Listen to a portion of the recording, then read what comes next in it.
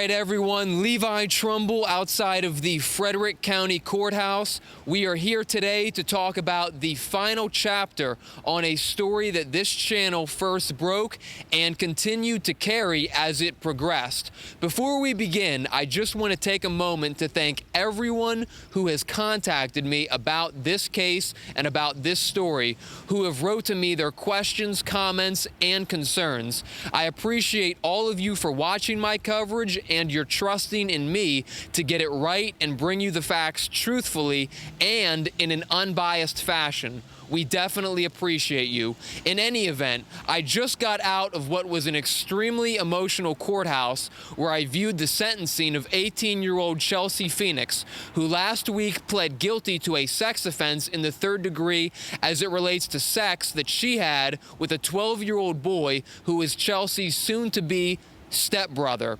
Chelsea was brought into the courtroom in a white and orange jail uniform with foot shackles above her feet and other chains around her body. She was asked to state her name for the judge, and then State Attorney Lindsay Carpenter made the case for the state as to why a harsh punishment was in order for Chelsea Phoenix. The state's attorney was quoted as saying the following: "The defendant had sex with her 12-year-old, soon-to-be stepbrother. There were numerous messages on her phone where she was bragging about taking his virginity." The state's attorney then spoke about the fact that when Chelsea Phoenix was temporarily released from jail under pretrial supervision, she broke her conditions of release by talking to middle school boys on the phone, including trying to meet up with another minor boy for sex in a public place, which caused an arrest warrant to go out for her subsequent rearrest. The state attorney said, and now I quote, "That's the state's concern in this case. It does appear that even when the defendant was told by the court that she was not to have contact with any minors, she continued this behavior. And also, she continued to make predatory statements to other individuals who were underage, one of which was a middle schooler." Additionally, the state also went on to say, quote, "Unfortunately for the victim in this case, he was only 12 years old. The defendant has had a significant impact on his life, taking his virginity, and ultimately will likely be his stepsister in the near future." From there, the state attorney would go on to rehash what they were seeking: 18 months in jail, supervision, so on and so forth. Then the state attorney went on to read a victim impact statement from the victim's mother, which went on to say the following: "Your Honor, thank you for letting me speak today. There is a lot of mixed emotion that comes with today. Chelsea believes what brought her here today is only one poor decision in time, and that she's only partly to blame. That is what worries me the most. Chelsea has had a pattern of grooming as well as being a predator and manipulator with younger boys for quite some time before and even after the incident with the victim. Her text messages with friends days after having sex with the victim seem boastful and bragging, talking about taking his virginity." From there, the victim's mother in the statement said that she wished that Chelsea could get an even longer jail sentence. Afterwards, the defense was up, and the defense told the court that Chelsea had a difficult life. Defense said that when Chelsea was 5 years old, she was abused and removed from her home and subsequently placed into a foster care facility. Defense stated that Chelsea suffered from PTSD, bipolar disorder, a seizure disorder, and ADHD. They also noted that she spent time in Brookline Mental Health Hospital. Defense stated that Chelsea was very remorseful for her actions.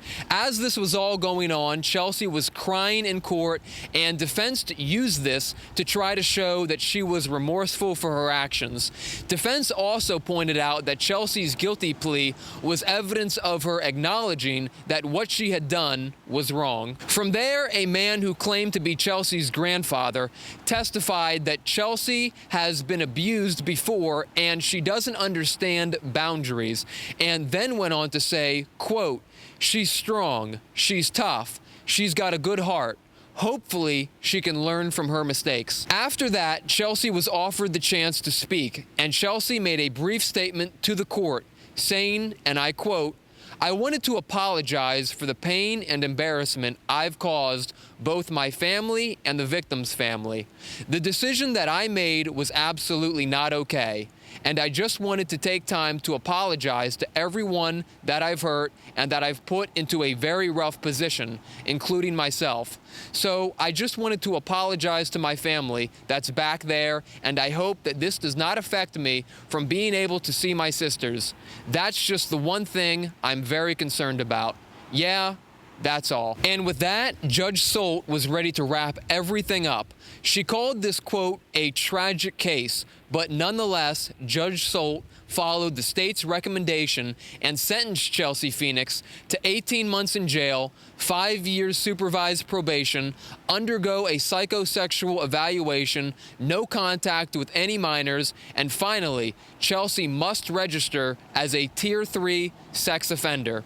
From there, Chelsea signed paperwork, which we will put up on the screen in front of you, post-trial rights, probation order, and notice of registration for sex offender. After the paperwork was signed, Chelsea was walked out of the courtroom and headed back to the Frederick County Jail. And that is how it all went down today in court. It seems to me like this was the case that the state attorney's office did not want to play games with. They wanted a real punishment for this case and for Chelsea. They got exactly what they asked for, and the defense in this case seemingly complied with everything that the state wanted.